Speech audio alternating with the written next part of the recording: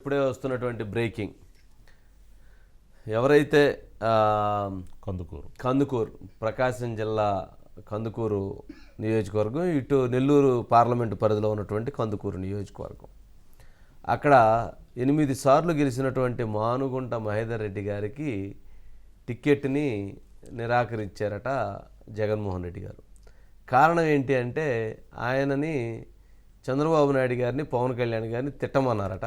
ఆయన తిట్టను అన్నందుకు, నేను అలా తిట్టను అన్నందుకు ఆయన టిక్కెట్ని చించివేశారు. టిక్కెట్ని ఇలా చించివేశారు. నేను పేపర్ చించలేను, అందుకని అట్లా చించివేశారు.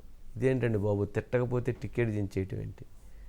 అక్కడ ఎవరైతే బొట్ల రామారావు అతను తీసుకొచ్చి బొట్ల రామారావుని తీసుకొచ్చి ఆయన ఇచ్చారట. రాజశేఖర రెడ్డి గారి కుటుంబానికి రాజకీయ చరిత్ర కంటే కూడా మానుగుంట మహేదర్ రెడ్డి గారి కుటుంబం రాజకీయ చరిత్ర పెద్దది. 8 సార్లు గెలిచారు వాళ్ళు. వాళ్ళ నాన్నగారు 3 సార్లు, ఆయన ఒక 5 సార్లు, 8 సార్లు రాజకీయం చేశారు. మరి అలాంటి కుటుంబానికి అందుట్లో ఆయన ఎక్కడా కాంట్రవర్సీ లేదు. ఈ 4.5 సంవత్సరాల్లో ఆయన వివాదాలు లేవు, లేకపోతే ఆయనకు సంబంధించి ఇంకోటి లేవు. అయితే పొలిటికల్గా అక్కడ ఉండే తెలుగుదేశం వైసీపీ మధ్య ఉండేటువంటి ఏదైనా గ్యాప్స్ తప్ప అటువంటి కాంట్రవర్సీ లేదు. మరి అలాంటిది ఆయన టిక్కెట్ని చించివేయటం అని అంటే నిజంగా అసలు జగన్మోహన్ రెడ్డి గారి వైఖరి ఏ రకంగా ఉంది అనేది ఎవరికి అర్థం కాదు. రెండోది, ఆయన ఇప్పుడు పోయి వేమిరెడ్డి ప్రభాకర్ రెడ్డి గారిని కలిశారంట. ఆయన ఏంటి, ఇప్పుడు ఆయన పార్లమెంట్లో పోటీ చేయరు కదా. ఇప్పుడు ఆయన కలిస్తే ఆయన బాధ ఏంది? ఆయన సీటు ఆయన పోటీ చేయాలని ఉన్నారు. ఇక్కడ ఎవరైతే కొంత బలమైన వ్యక్తులు ఉంటే వాళ్ళకి అది ఉపయోగం. ఆయనకి అక్కడ స్పేస్ దొరుకుతుంది. అంతేగాని అక్కడ ఆయనకి వచ్చేటువంటి వ్యక్తి వలన బలహీనత ఉంటే ఆయన ఎక్కడ నెగ్గగలుగుతాడు? ఆయన తలబొట్టుకున్నాడట. ఇదేంటంటే బాబు, ఇదేం జరుగుతుందో నాకే అర్థం కావట్లేదు అనేది ఆయన ఆక్రందన. సరే, మొత్తానికి బొట్ల రామారావు యాదవ్, బొట్ల రామారావుకి టికెట్ ఇచ్చారు, వర్గానికి చెందిన అతనికి ఇచ్చారు మొత్తానికి. అదేనండి. Okay sir. దినకర్ ఉన్నారు సార్. దినకర్, నమస్కారం. ఏంటి మొత్తానికి అటు తిప్పి కందుకూరు మహేదర్ రెడ్డి గారిని తీసేశారు. మరి వేమిరెడ్డి ప్రభాకర్ రెడ్డి గారు అడిగిన అనిల్ని మార్చలేదట్టుంది, కానీ మొత్తాన్ని మహేదర్ రెడ్డి గారిని మార్చారు. ఏంటి అసలు ఏం జరుగుతుంది నెల్లూరు పార్లమెంట్లో? అంశ గారు, అసలు వైఎస్ఆర్ కాంగ్రెస్ పార్టీలో ఇప్పుడు 2 స్లోగన్స్ బలంగా వినిపిస్తున్నాయి. జగన్మోహన్ రెడ్డి వాడుకో వదిలే అన్న సూత్రాన్ని బాగా పాటిస్తున్నారు. దీనితో పాటుగా జూనియర్లు కాదు, సబ్ జూనియర్స్ అయితే తన మాట వింటారు. ఈసారి వైఎస్ఆర్ కాంగ్రెస్ పార్టీ ఆంధ్రప్రదేశ్లో అధికారంలోకి రావడం, తాను 5 ఏళ్ళు ప్రతిపక్షంలో ఉండాలి, ఖచ్చితంగా ఇప్పుడున్న సీనియర్స్, ఇప్పుడున్న మహేదర్ రెడ్డి లాంటి నాయకులు గెలిస్తే వాళ్ళు తనతో ఉంటారా లేదా అన్న ఒక ప్రగాఢమైన అనుమానంతో, బలమైన అనుమానంతోనే ఇప్పుడు మహేదర్ రెడ్డి మీరు అన్నట్టు 8 సార్లు ఎమ్మెల్యే, మహామహులను చూశారు. రాజశేఖర రెడ్డి, రోసయ్య, కిరణ్ కుమార్ రెడ్డి, ఇట్లా చెన్నారెడ్డి, ఇట్లా చాలా మంది ముఖ్యమంత్రులు చూశారు. ఆయన కూడా ఇప్పుడున్న వైఎస్ఆర్ కాంగ్రెస్ పార్టీ నాయకుల మీద ఉన్నంత అవినీతి ఆరోపణలు కూడా మహేదర్ రెడ్డి మీద లేవు.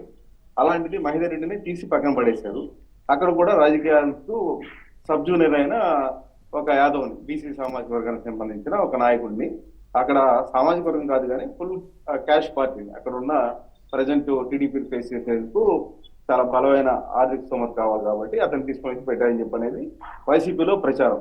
అసలు పార్లమెంట్ సభ్యులు మీరు చెప్పినట్టు అసలు నెల్లూరు పార్లమెంట్ కి పోటీ చేసేదానికి రాజ్యసభ సభ్యులు వేమిరెడ్డి ప్రభాకర్ రెడ్డి నిరాకరించి, తనకు పరిస్థితులు బాగలేవు, పార్టీ పరిస్థితులు బాగలేవు, ఇక్కడ అభ్యర్థుల మీద వ్యతిరేకత ఉంది, ఇట్లా ఇవన్నీ కూడా చెప్పినప్పటికీ కూడా ఎక్కడ ఎలాంటి మార్పు జరగలేదు నెల్లూరు పార్లమెంటరీ నియోజకవర్గ పరిధిలో. కానీ కందుకూరులో అక్కడ ఉన్న ఎమ్మెల్యేకి రిపోర్ట్స్ బాగున్నప్పటికీ కూడా మహేదర్ రెడ్డికి మంచి మార్క్స్ ఉన్నాయి, పబ్లిక్ లో కూడా అంత ఇబ్బందికరమైన పేరు లేదు, అయినప్పటికీ కూడా మహేదర్ రెడ్డిని తొలగించారు.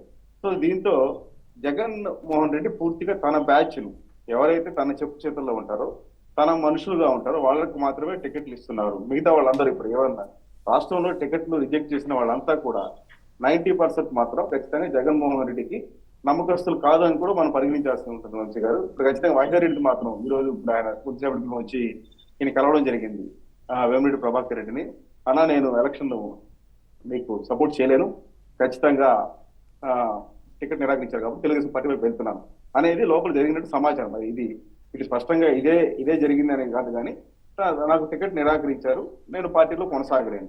సో అలాంటి పరిస్థితుల్లో ఎంపీగా మీకు సపోర్ట్ చేయలేను. మరి వేమిరెడ్డి ప్రభాకర్ రెడ్డి వీళ్ళందరినీ కూడా ఉంటారు పార్టీలో. మహిదర్ రెడ్డి లాంటి నాయకుల వల్ల తనకు కందుకూరులో కావచ్చు, కావలి ప్రాంతంలో కావచ్చు కొంత మెజారిటీ వస్తుందని ఆయన ఆశించారు. అయితే అలాంటిది ఇప్పుడు మహిదర్ రెడ్డి లాంటి వాళ్ళకి ఓకే, రైట్, చాలా విచిత్రం. సరే, ఇప్పుడు అక్కడ మహేందర్ రెడ్డి గారిని తీసేసి ఒక యాదవ్కి ఇచ్చారు అనుకుంటే, మరి పార్థసారథిని ఎందుకు తీసేసినట్లు? కనిగిరిలో బుర్రామోత్సవం ఎందుకు లేపేస్తున్నట్లు? లేదా ఇంకో దగ్గర ఎక్కడ ఎందుకు తీసేస్తున్నట్టు? మరి దానికి కాంబినేషన్ ఏం లేదు. ఇక్కడ ఏంటంటే లీడర్స్ ఎవరైతే లీడర్స్ జీ హుజూర్ అన్నటువంటి వాళ్ళకి ప్రాధాన్యత, అలా కాదు అన్నటువంటి వాళ్ళని చించేస్తున్నారు అనేది ఇప్పుడు బలంగా అనిపిస్తుంది. మరి మహేందర్ రెడ్డి గారు రూట్ ఎటు? ఇప్పుడు ఆ కందుకూరులో అక్కడ ఇంటూరు నాగేశ్వరరావు అక్కడికి ఇన్ఛార్జిని ఇచ్చి ఉన్నారు తెలుగుదేశం పార్టీకి. ఆయన ఖర్చు పెట్టుకొని ఆయన యుద్ధం చేస్తూ ఉన్నారు. మరి మహేందర్ రెడ్డి గారు ఇప్పుడు అక్కడ సీటు నిరాకరించిన తర్వాత ఆయన అడుగులు ఎటువైపు పడతాయి? ఇండిపెండెంట్గా చేస్తారా, లేదా తెలుగుదేశం పార్టీలోకి చేరతారా? మరి అక్కడ ఉన్నటువంటి ఇంటూరు నాగేశ్వరరావుని ఎలా అకామిడేట్ చేస్తారు, లేదా ఏం జరగబోతుంది అనేది చాలా ఇంట్రెస్ట్ సబ్జెక్ట్. ఇది రాబోయే రోజుల్లో దీనికి చాలా ఇది ఉంటుంది. ఇది ఒకవైపు. ఒంగోలులో ఇందా మనం చూస్తే చెవిరెడ్డి భాస్కర్ రెడ్డిని ఎక్కడ చిత్తూరు జిల్లా నుంచి తీసుకొచ్చి అక్కడ ఇస్తున్నారు. సరే, అట్లాగే మాగుంట శ్రీనివాసరెడ్డి గారు కూడా ఆయనేమి ప్రకాశం జిల్లా, ఆయన నెల్లూరు, కాకపోతే కొంత అటాచ్మెంట్ అయి ఉండేది కాబట్టి ఆయన దాదాపు 8 టర్మ్స్ నుంచి వాళ్ళు అక్కడే పోటీ చేస్తున్నారు. అందుకని వాళ్ళు ఎక్కడ కూడా నెల్లూరు అనుకోరు, వాళ్ళందరూ ఒంగోలే అనుకుంటారు. అయితే ఇప్పుడు అక్కడ చెవిరెడ్డి భాస్కర్ రెడ్డి నుంచి ఎక్కడి నుంచో తీసుకొచ్చి ఇక్కడ వేస్తున్నారు. మరి చెవిరెడ్డి భాస్కర్ రెడ్డిని ఇక్కడ వేస్తే కనుక ఏంటి? మరి ఆయన ఎక్కడి నుంచో వచ్చి ఇక్కడ వేస్తే మరి ఇక్కడ ఉన్నటువంటి వాళ్ళు క్యాండిడేట్లు లేరా? అంటే ఒంగోలు జిల్లాలో ఎవరు క్యాండిడేట్లు దొరకలేదా? గతంలో కూడా ఇట్లాగే తీసుకొచ్చి వేస్తుంటారు, అక్కడ ఎవరిని పడితే వాళ్ళు తీసుకొచ్చి వేస్తుంటారు. బట్ అది చాలా కాంప్లికేటెడ్. మరి అక్కడ ఉన్న మాగుంట శ్రీనివాసరెడ్డి గారిని ఎందుకు ఇవ్వట్లేదు, ఎందుకు ఇవ్వకూడదు అనుకున్నారు? రీజన్ తెలవదు. బాలినేని శ్రీనివాసరెడ్డి పరిస్థితి అగమ్యగా వచ్చరమే. ఆయన పిలిచారట ఎక్కడికి, చెవిరెడ్డి భాస్కర్ రెడ్డి గారు వాళ్ళు ఉదయం వెళ్ళి, బాబు నాకు ఒంగోలు ఎంపీగా నన్ను కంటెస్ట్ చేయమంటున్నారండి, నేను కంటెస్ట్ చేద్దాం అనుకుంటున్నాను, మీరు సహకరించాలంటే, అన్న ఏమనుకోవద్దు, నీకు ఒక దండం, జగన్మోహన్ రెడ్డి గారికి 3 దండాలు, నన్ను వదిలేయండి, నేను మాగుంట శ్రీనివాసరెడ్డి గారు మా ఇద్దరిది నిర్ణయం ఒకటే, ఇప్పటి వరకు చేసింది చాలు, మమ్మల్ని అవమానించింది చాలు, మమ్మల్ని పరాభవం చేశారు, సరే మేము కూడా ఏందో చూపిస్తాము, మేము కూడా ఏందో మేము తేల్చుకోవాలనుకుంటున్నాము, మీరంటే మాకెవరి మీద ఇది లేదు, మమ్మల్ని ఎందుకు ఈ రకంగా చేయాల్సిన అవసరం ఏంటని ఆయన తనదైనటువంటి శైలిలో ఆయన నిన్న గుంటూరు కారం సినిమాకి వెళ్ళారు. దాని ఎఫెక్ట్ కూడా పట్టాను మొత్తానికి ఆయన మీద చూపించారు. సరే, ఆయన లేలే అన్న అది అంటే నేను కానీ వైవి సుబ్బారెడ్డి గారు కానీ అనుకున్నాము, బట్ వైవి సుబ్బారెడ్డి గారు ఎలక్షనీరింగ్ చేస్తే బాగుంటుంది అన్నారు, అందుకని నేనైతే ఇది అంటున్నారని మొత్తానికి ఏదో ఆయన ఇది చేశారు. ఇక ఇది ఎటుపోయి ఎటు వచ్చిందో తెలియదు. మొత్తానికి బాలినేనికి ఎటువంటి సమస్య లేదని చెప్పని విజయసాయిరెడ్డి గారు స్టేట్మెంట్ ఇస్తారు. అరే 3 రోజులు ఉంటే జగన్మోహన్ రెడ్డి గారు ఇంట్లో టైం అపాయింట్మెంట్ ఇవ్వకపోతే ఆయన సమస్య లేదంటాడు, ఏంటంటే భలే ఉంది వీళ్ళది. 3 రోజులు అపాయింట్మెంట్ ఇవ్వకపోతే ఆయన కలవలేదు, నెంబర్ 1. నెంబర్ 2, మంత్రి పదవిని అర్ధాంతరంగా తీసేశారు. నెంబర్ 2, 2019లో ప్రతి టికెట్ విషయంలో ఆయన ఎంటర్ చేసి ఆయనతో మాట్లాడి డెసిషన్ తీసుకున్నారు. ఇప్పుడు ఏ సీటు విషయంలో కూడా ఆయన సంబంధం లేదు. ఆయన సీటు ఆయనకు ఉందో లేదో ఇంతవరకు క్లారిటీ లేదు. నీ కాసేపు ఉందంటారు, కాసేపు లేదంటారు, అసలు నువ్వు వెళ్ళిపో అంటారు, కాసేపు ఉంద. ఇక ఆయన ఏం చేయాలి?